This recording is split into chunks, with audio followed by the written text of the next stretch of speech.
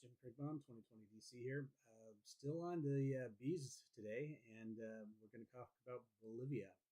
And I did a lot for Bolivia, but it was a lot of the work that I did and the benefits that were achieved were through Peru and the discovery and development of the red quinoa and a variety which, despite the USAID project that we worked on at the time, saying that they brought Jim Krigbaum down to develop new crops, and it failed because it didn't fall in the timeline of USAID.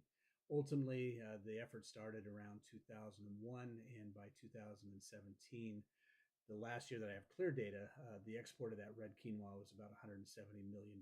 So significant growth and significant potential. Completely changed the lives of people up on the Altiplano, which includes Bolivia and Peru.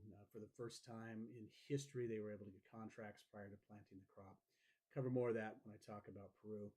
In Bolivia, as they're working with a USAID project on the wood industry, trying to find alternative crops or alternative trees. A lot of people were going into the forest, cutting down the mahogany, which was the cash crop or cash tree, and selling that.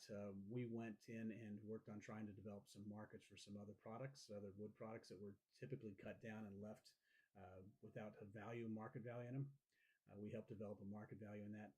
Participated in a trade show where we brought buyers down. The buyers went around, and it's funny, we came across the USAID mission director, and he came up to me and he had his entourage of people following behind him and said, "Well, how's the show going?" I said, "It's great." I said, "Got several buyers that have issued POs." And he goes, "What's a PO?"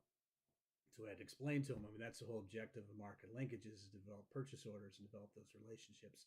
Several of those relationships, from what I know, continue today, and the business is sustainable because it's business and it's developed and improved people's standards of living. So Bolivia is a tough country. There's a lot of coca produced there, a lot of alternative development, a lot of political instability from time to time. Recently, there was a coup attempt, and very poor. There's a lot of exports from there in textiles, both from wool and from cotton. But tough country, landlocked other than Lake Titicaca. So um, interesting to visit, but I wouldn't put it high on the list for a tourist attraction, but more of a cultural exchange. Lake Titicaca, which you can visit from Peru or Bolivia, is fantastic and a must see in a bucket list. So hope you have a chance of a visit there, but I wouldn't put it in the top five. But it's definitely worth a visit from a cultural and environmental standpoint. Thanks.